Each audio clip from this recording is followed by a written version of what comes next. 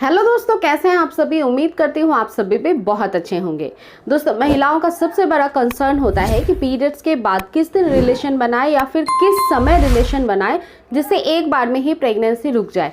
खास रूप से उन महिलाओं के लिए सबसे ज़्यादा चिंता का विषय होता है जो महिलाएं काफ़ी लंबे समय से प्रेगनेंसी प्लान कर रही हैं, बहुत दिनों से ट्राई कर रही हैं, लेकिन फिर भी उनको बच्चे का सुख नहीं मिला है। तो फ्रेंड्स, इस वीडियो में मैं आपको वही बताने वाली हूँ जो एग्जैक्टली आपको समझना है, सीखना है और अपने शरीर के ऊपर ध्यान रखना है, ताकि वो सिम्टम्स अगर फील हो रहे हैं तो फिर आपका अंडा जो ओव्यूलेशन के समय ही निकलता है स्त्री के शरीर से, वो निकल रहा है नहीं, उसको महसूस कर सके। और सबसे ज़्यादा हाईली चांसेस उसी दौरान प्रेगनेंसी के होते हैं, वरना महीने के सारे ही दिनों में से सभी दिन आपके काम की नहीं होती है।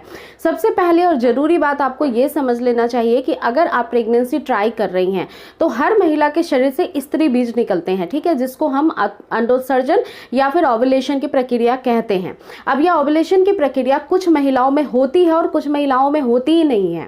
तो आप सिम्टम्स तो बहुत बारीकी से देखती हैं, समझती हैं, लेकिन आपका एग निकलता नहीं है समय पे, या फिर उसमें इतनी ताकत नहीं होती है कि वो फर्टिलाइज्ड हो सके प्रेगनेंसी कंसीव होने के लिए।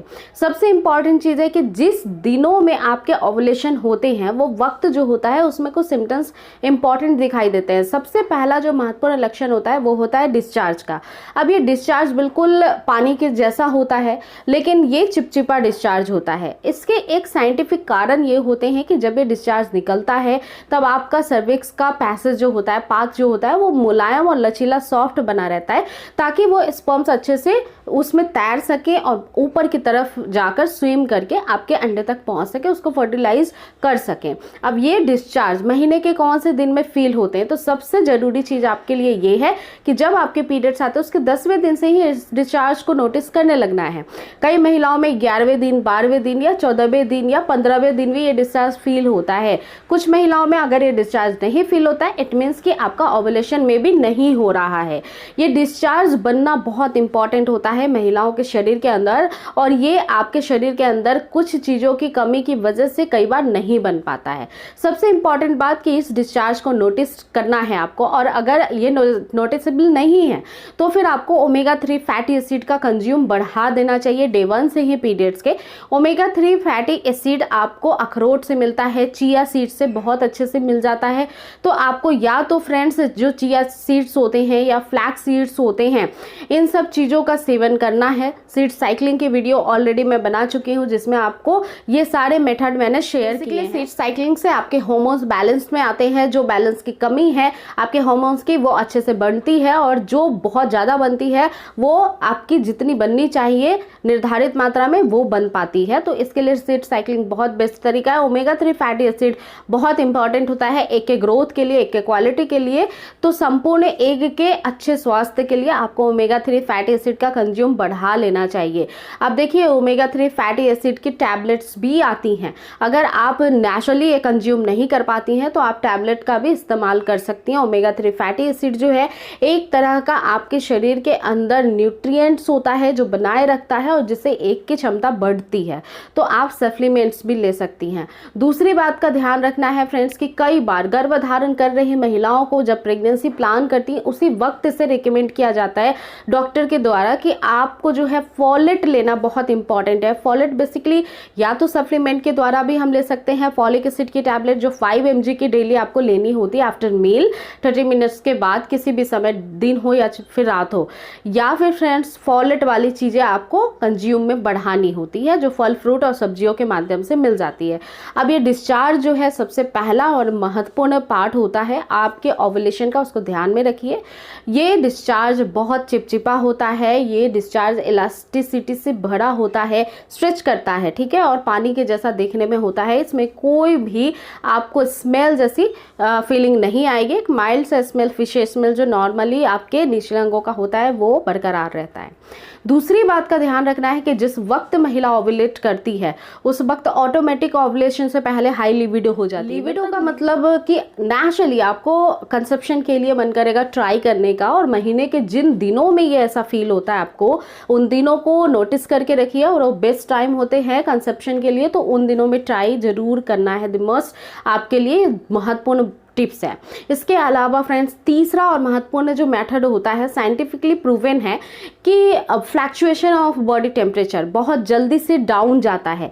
जब महिला के शरीर का उन दिनों के अंदर जब अंडोत्सर्जन होता है, फ्लैक्चुएशन आपकी बॉडी का जो नॉर्मल टेम्परेचर होता है और दिनों में वो सडन गिर जाता है, हाफ एंड डिग्री या फिर 1 डिग्री फ़ारेनहाइट तक वो डिक्रीज होता है। तो इसको आप नोटिसेबल कैसे करेंगे, नोटिस कैसे करेंगे, तो एक डायरी मेंटेन करना है। डे 1 से ही पीरियड्स के, इसमें आपको सुबह उठना है, थर्मामीटर से अपनी बॉडी टेम्परेचर लेना है, उसमें लिख करके रखना है। महीने के उन दिनों में जो मिड पार्ट ऑफ पीरियड होता है आपका, महीने के पीरियड्स के 10 दिनों के बाद में वो आता है, उस समय आप नोटिस करिएगा सुबह सुबह जिस दिन आपका टेम्परेचर नॉर्मल बॉडी टेम्परेचर से फ्लैक्चुएट होकर डाउन गया है, वो आपके ओव्यूलेशन का बेस्ट टाइम स्टार्ट होने वाला है। उस समय आपको जो है रिलेशन मेंटेन करना है, द मस्ट आपके लिए ज़रूरी है। इसके अलावा सबसे इम्पॉर्टेंट और पांचवा जो टिप्स है आपके लिए वो ये है कि आपके शरीर के अंदर जब एक अंडा निकलता है आपके ओवरी से, तो उसके साइज़ की वजह से वो ट्यूब में जब आता है तो एक क्रैम्पिंग सी होती है, ठीक है, पैसेज छोटा होता है। अब इसमें कुछ ज़बरदस्ती एंटर करेगा तो थोड़ा बहुत तो क्रैम्पिंग होगा ही, क्योंकि वहाँ पे आपके जो हैं डिस्चार्ज अवेलेबल रहते हैं, तो वो उसको फ्लैक्सिबल बनाए रखते हैं, वो मूव करता है अच्छे से, धीरे धीरे ही करता है, बट उसकी वजह से आपको क्रैम्पिंग सी फील होती है, टिंगलिंग सी फीलिंग आपकी बिल्कुल नाभि के नीचे होगी, just like this, right side या फिर लेफ्ट साइड या लोअर एब्डोमिनल के मिड पार्ट में नीचे फील हो सकती है। ये जरूरी नहीं है कि हर महिला इस पेन को स्पेसिफिकली किस पोजीशन में हो रहा है वो आइडेंटिफाई कर सके, इसलिए कई सारी महिलाओं को ये एकदम सा छोटा सा जो माइल्ड सा पेन होता है वो नाभि के नीचे फील होने लगता है। और बहुत सारी महिलाएं अगर बहुत ज़्यादा ध्यान से इस महसूस करती हैं पेन को, तो वो राइट या लेफ्ट समझ पाती हैं। इसका साइंटिफिक रीज़न ये होता है कि 2 ओवरीज आपके दाहिनी और बाईं तरफ बाय बर्थ ही नेचुरली भगवान ने फिक्स्ड कर रखी है। ये दोनों ही ओवरीज अल्टरनेटेड बेसिस पे काम करती हैं, हर महीने सक्रिय रहती हैं, लेकिन एक महीने राइट ओवरी और एक महीने लेफ्ट ओवरी काम करती है, जिससे अंडा बनता है और फिर बाहर उसी ओवरीज से कनेक्टेड ट्यूब के माध्यम से ट्यूब में प्रवेश करता है, तो वहाँ पे हल्की फुल्की सी दर्द। दोस्तों 1 या 2% ऐसी महिलाएं होती हैं जिनमें इस दर्द के साथ थोड़ी बहुत स्पॉटिंग भी देखी जा सकती है, बट उनके रेशियो बहुत कम होते हैं। मिड पार्ट ऑफ पीरियड में आपके अगर स्पॉटिंग भी आपको दिखाई दे तो ओवुलेशन के साइन हो सकते हैं, इसलिए उस समय कांटेक्ट में रहना बहुत इंपॉर्टेंट हो जाता है। इन द होल अगर कोई भी सिम्टम्स आप समझने में बिल्कुल असक्षम हैं तो आपको एक चीज़ का ध्यान रखना है कि पीरियड के 10वें दिन से अल्टरनेटेड बेसिस पे आपके कांटेक्ट में आने की संभावना आपको बढ़ानी है अगले 10 से 12 दिनों के अंदर, बिकॉज इस समय कभी भी अंडा आपके अंडाशय से बाहर आ सकता है। और साथ ही साथ फ्रेंड्स इस समय अल्टरनेटेड बेसिस पे कांटेक्ट में रहने से कभी भी स्पर्म की क्वालिटी पे इम्पैक्ट नहीं पड़ता है और कंसेप्शन के चांसेस और बढ़ जाते हैं। तो आप अल्टरनेटेड बेसिस पे कांटेक्ट में रहिए। थर्ड मेथड आपको ये यूज़ करना है कि अगर आप ये सारी ही चीज़ों में बिल्कुल ही जीरो हैं, नहीं समझ में आता है, तो ओवुलेशन किट को इस्तेमाल करिए। ओवुलेशन किट में ऑलवेज आपके हार्मोन्स जो होते हैं, ल्यूटिनाइजिंग हार्मोन एक LH नाम का हार्मोन होता है जो बिल्कुल पिक टाइम होता है आपके अंडोत्सर्जन से पहले बढ़ता है, उसकी रेशियो का पता आपको लग जाता है और जिसके कारण आप रिलेशन बनाने लग जाते हैं और आपको मोस्ट प्रोबेबली उस समय 100% चांसेस जो होते हैं वो हाई हो जाते हैं प्रेगनेंसी कंसीव करने के। तो ये जो मेथड मैंने आपके साथ शेयर किए सारे साइंटिफिक है, आपके बॉडी में ये सारे चेंजेस दिखाई देते हैं ओवुलेशन के समय में, उसको नोटिस करिए। नहीं दिखाई देते हैं तो कई सारे ऐसे इक्विपमेंट है जैसे कि आपको मैंने बताया कि ओवुलेशन किट होता है, उसको इस्तेमाल करिए। और फ्रेंड्स अगर आप ये सभी चीज़ें नहीं कर पाते हैं तो फॉलिकुलर स्टडी तो है ही मेडिकल साइंस में, आप चाहें तो पीरियड्स के बाद अपनी फॉलिकुलर स्टडी करके देख सकती हैं, डॉक्टर से समझ सकती हैं कि अंडा किस क्वालिटी का है, कितने साइज का है, कब निकल रहा है या कब निकलने वाला है। तो प्रेगनेंसी कंसीव करना इतना बड़ा भी रॉकेट साइंस नहीं है, नेचुरली कंसेप्शन होगा, बस मेथड अप्लाई आपको सही तरह से और सही रूप से करना है। तो उम्मीद करती हूँ छोटी सी वीडियो आपके लिए बहुत हेल्पफुल थी। ऐसी वीडियोस को देखने के लिए मेक श्योर आप चैनल को जरूर सब्सक्राइब कर लीजिएगा। नेक्स्ट टाइम फिर से मुलाकात होगी एक नए वीडियो के साथ। अपना पूरा ध्यान रखिए। Take care and thank you.